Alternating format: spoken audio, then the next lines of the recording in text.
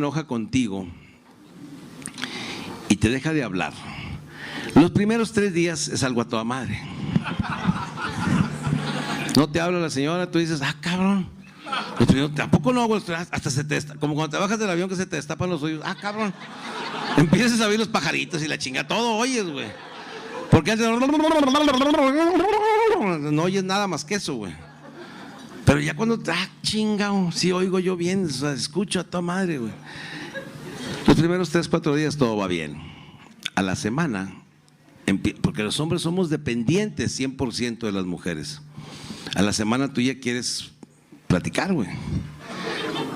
Pero somos tan pendejos los hombres que queremos contentar a la mujer con unas frases así de tiernas.